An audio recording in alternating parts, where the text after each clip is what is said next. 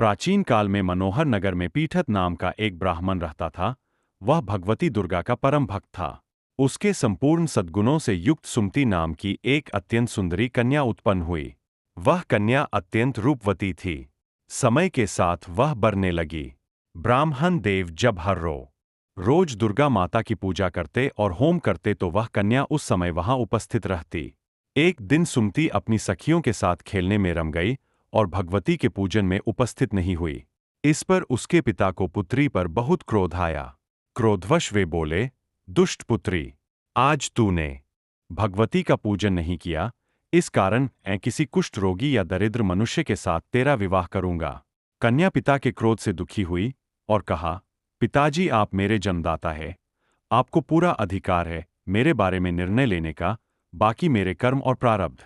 कन्या की बात सुनकर ब्राह्मण और क्रोधित हुआ और एक कुष्ठी व्यक्ति से अपनी कन्या का विवाह कर दिया और कहा, पुत्री, तुझे अपने कर्म और भाग्य पर बहुत भरोसा है, तो जाओ, देखता हूं तेरा भाग्य बदलता है या नहीं। पिता की बात सुनकर अत्यंत दुखी मन से सुमति अपने पति के साथ वन में जाने लगी। किसी तरह निर्जन वन में उसने रात्रि गुजारी। उसके दुहक को देखकर मां भगवती दुर्गा जी प्रकट हुई और कहा, हे बेटी, तुम इतनी दुखी क्यों हो? तुम्हारी जो भी इच्छा हो कहो, मैं उसे पूर्ण करूंगी। सुमति ने कहा, हे देवी, आप कौन हैं? माता ने कहा, मैं दुर्गा हूं, लक्ष्मी, सरस्वती और काली मुझ में ही समाहित है। मैं भक्तों के दुहक को हरने वाली और उन्हें सुख प्रदान करने वाली हूं। पिछले जन्म में तुम एक पतिव्रता स्त्री थी, निषाद तुम्हारा पति था, जिसके चोरी करने पर तुम दोनों को कारावास में डाल दिया गया और नवरात्रि में तुम भूखे प्यासे रह गई और अनजाने में ही नवरात्रि उपवास कर ली, जिससे मैं अत्यंत प्रसन्न हूं। आठ, तेरे पूर्व जन्म के सत्कर्मों से मैं प्रसन्न हूं और तुम्हारी इच्छा पूर्ण करने आई हूं। सुमिति ने कहा, हे माता, अगर आप वाकई मेरी इच्छा पूर्ण करना चाहती है तो मेरे पति को कुष्ठ रोग से मुक्ति दे दीजिए। माता ने उसे आशीर्वाद दिया, जिसके फलस्वरूप उसका पति निरोगी और स्वस्थ और कांतिमय हो गया। सुमिति पति को देखकर खुशी से माता रानी की जय जयकार करने लगी।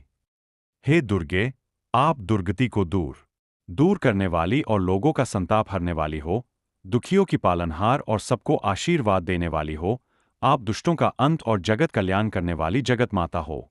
आपकी सदा ही जय हो। जय माता रानी। दुर्गा माता अपनी जय जयकार से अत्यंत प्रसन्न होकर बोली, बेटी, तुमसे मैं प्रसन्न हूं। तुम्हें 1 वर्ष पश्चात बुद्धिमान, सुंदर, दीर्घायु पुत्र की प्राप्ति होगी और यदि कुछ और भी इच्छा हो तो मांगो। सुमिति ने कहा, हे माते, यदि आप कुछ देना ही चाहती है तो कृपया मुझे बताएं कि नवरात्रि व्रत की क्या विधि और वह विधान है और किस प्रकार के फल की प्राप्ति होती है। तब भगवती दुर्गा मां ने विस्तार पूर्वक नवरात्रि व्रत की विधि, कथा और करने से मिलने वाले फल की बात बताई और तत्पश्चात सुमिति द्वारा ही सर्वप्रथम नवरात्रि व्रत किया गया। यह व्रत सभी मनोकामनाओं को पूर्ण करने वाला माना गया है। जय भगवती दुर्गा की।